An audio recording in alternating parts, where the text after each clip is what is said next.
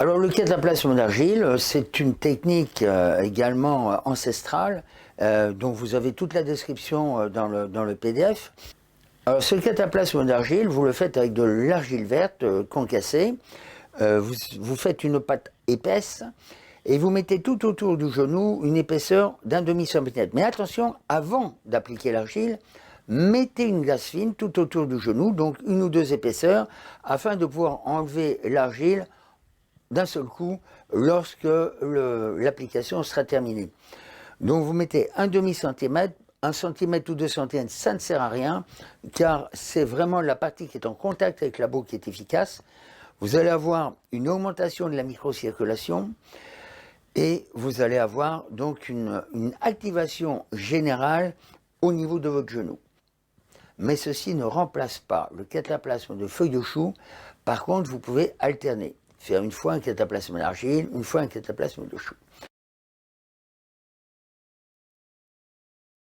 Et tout ceci peut être complété par la pose d'aimants fixes, ce qu'on appelle les aimants permanents. Il s'agit d'une technique naturelle et sans risque, à la portée de tous, qui a fait ses preuves et qui vous évitera de prendre des produits aux effets secondaires nocifs. Il est bon quand même de signaler qu'en 1987, l'Organisation mondiale de la santé a déclaré la magnétothérapie sans danger pour la santé. Alors à quoi servent les aimants? Eh bien, les recherches scientifiques ont été faites, et je ne vais pas vous les développer ici, vous les trouverez dans des documents dont je vous donne les références dans le PDF. Les aimants génèrent des sécrétions de ce qu'on appelle les endorphines par le cerveau. Cette hormone, dite du bien-être, est un puissant antalgique sans les effets secondaires d'un médicament. C'est cette même hormone qui est sécrétée dans ce qu'on appelle l'effet placebo.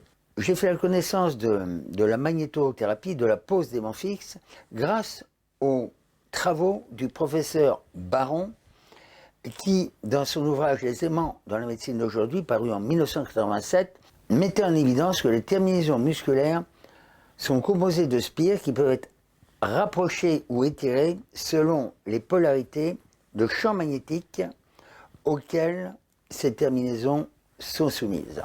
Alors ainsi, on peut considérer que le pôle nord d'un aimant relaxe les fibres musculaires alors que le pôle sud les contracte.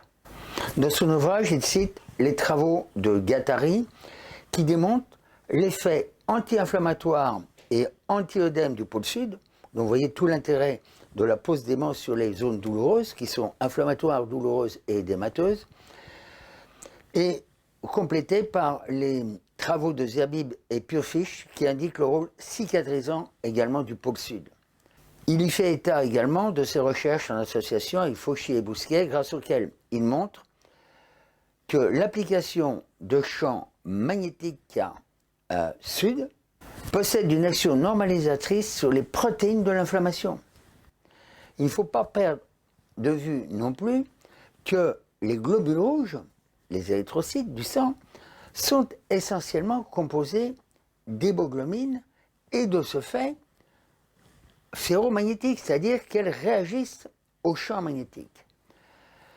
Ces globules rouges sont donc sensibilisés à ces champs magnétiques extérieurs et donc lorsque vous mettez des champs magnétiques, vous allez accélérer la microcirculation d'eau, attirer les globules rouges ou les chasser.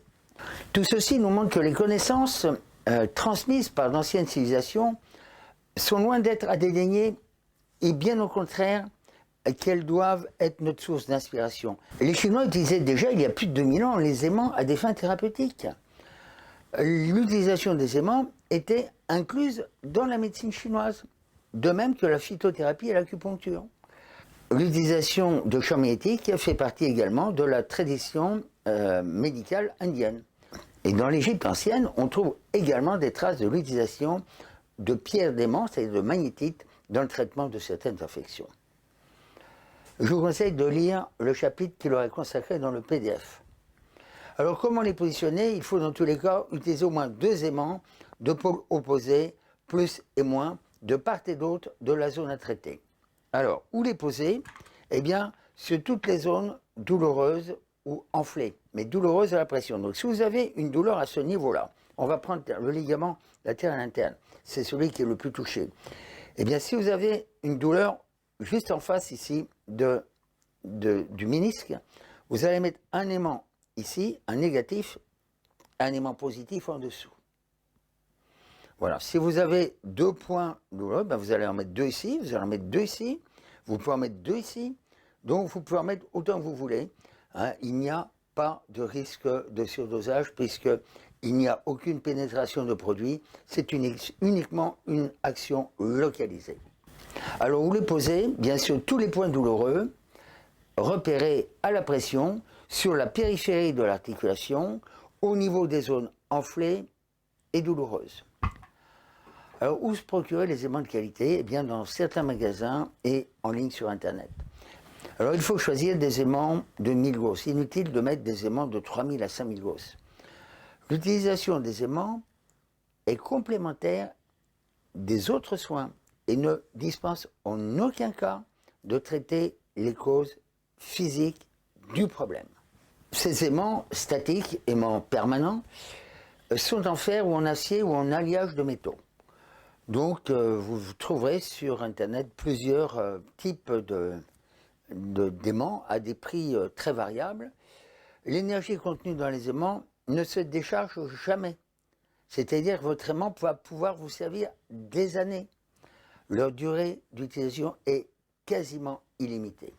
Pour éviter l'irritation de la peau, pour éviter également la détérioration de l'aimant par la transpiration, vous allez séparer l'aimant de la peau en interposant une petite épaisseur, soit de coton, soit de gaz, ou de bande adhésive à usage médical. Alors, je rappelle, petite révision, les aimants fonctionnent par paire, avec une polarité nord, anti-inflammatoire, donc signe moins, et une polarité sud, signe plus, tonifiante, réparatrice et cicatrisante.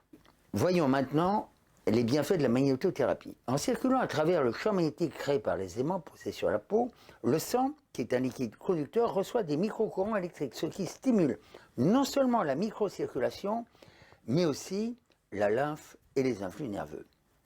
D'autre part, les aimants ont un effet calmant qui permet de soulager les douleurs provoquées par la contracture des muscles, car ils génèrent de sécrétion d'endorphines, hormones du bien-être, par le cerveau. Dans quel cas utiliser la magnétothérapie? Eh bien, on peut utiliser pour soulager les douleurs chroniques comme l'arthrite, l'arthrose, les suites d'entorse, les tendinites, les troubles et au stress, mais aussi les migraines et les problèmes d'insomnie. De nombreux sportifs utilisent les aimants pour soulager leurs douleurs musculaires et réduire des entorses ou des séquelles d'entorse en évitant les effets secondaires des médicaments. Alors maintenant, voici la grande question, l'utilisation des aimants est-elle fiable? On trouve maintenant sur le marché de nombreux dispositifs aimantés, bijoux magnétiques, bracelets, ceintures, boucles d'oreilles. Il est bien difficile de distinguer le marketing et le véritable fondement scientifique. Personnellement, ce que je préconise pour mes patients, c'est d'utiliser les aimants de manière ponctuelle. Pour un problème articulaire, bien sûr. Évitez de mettre des aimants partout, mettez-les là où il y a besoin d'en mettre, et par contre, si votre praticien vous conseille d'en mettre au niveau des plexus pour une raison ou une autre, eh bien vous pouvez le faire en toute confiance, parce qu'il faut une démarche thérapeutique, il ne faut pas faire n'importe quoi. Pour ce qui me concerne, je peux vous confirmer de cet effet, car je les utilise d'une manière systématique en posturologie et en faisant des tests différentiels avec aimant, sans aimant, et de façon répétée, il est évident que l'aimant a une action au niveau des muscles, notamment pour les problèmes de déséquilibre et de vertige au niveau des yeux et au niveau des contractures sur les muscles. Alors, à rapprocher de cette magnétothérapie, l'utilisation de ventouses magnétiques. Ce sont ce qu'on appelle les ventouses 5 éléments, ce sont des ventouses chinoises. Alors, vous voyez, une petite poire, elles sont très intéressantes car on peut les utiliser soi-même. Alors, vous les mettez directement sur un point douloureux vous lâchez et elles vont s'accrocher à la peau. Je vous montrerai sur ma main. Vous voyez, ici, et hop, elles tiennent toutes seules. Voilà. On va mettre par exemple ici, au niveau du canal carpien, hop, une ici et une ici. Alors sur le genou, c'est plus difficile parce que, bon, chez les hommes, il y a des poils. La surface est un petit peu mouvementée. Donc ce que je vous conseille, c'est d'utiliser, voilà, un produit gras qui permet d'empêcher que l'air ne rentre dans la ventouse. Voilà, et comme ça, vous pouvez la laisser en place entre 5 et 10 minutes. Je ne vais pas vous en dire plus sur ce sujet, mais l'utilisation des ventouses est une véritable méthode que je vous développerai dans une formation spécifique.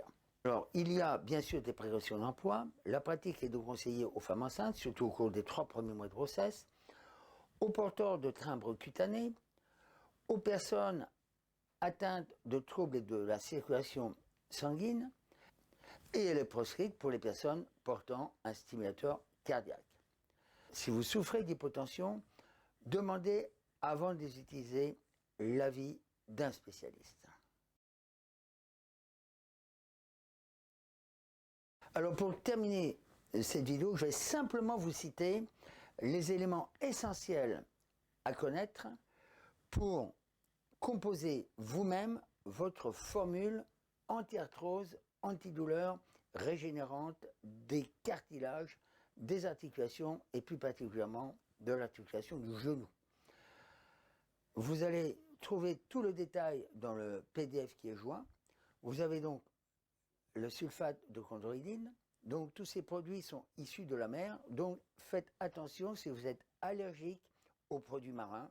Ces produits ne peuvent pas vous convenir. Donc il faudra en trouver d'autres. Alors nous commençons par là. Le sulfate de chondroïtine, le sulfate de glucosamine. Vous avez l'acide hyaluronique. Vous avez le collagène. Vous avez la vitamine D. Et en plante, vous avez bien entendu tout d'abord l'arpagophytum. Donc tout ça, vous le retrouvez dans les fiches techniques, dans la partie plante, dans le PDF, mais également sur mon site internet naturemania.com. Et vous avez également une substance dont je parle depuis des années et des années, qui est l'encens, hein, donc cette oléorésine utilisée depuis l'Antiquité pour ses vertus anti-inflammatoires et cicatrisantes. Voilà, mais il y en a d'autres. Je vous conseille maintenant d'aller lire le PDF pour avoir plus de détails. Je vous dis à bientôt pour une autre vidéo et surtout, si vous avez des commentaires ou des questions, n'hésitez pas à me les mettre en bas de cette vidéo. Je vous dis à très bientôt.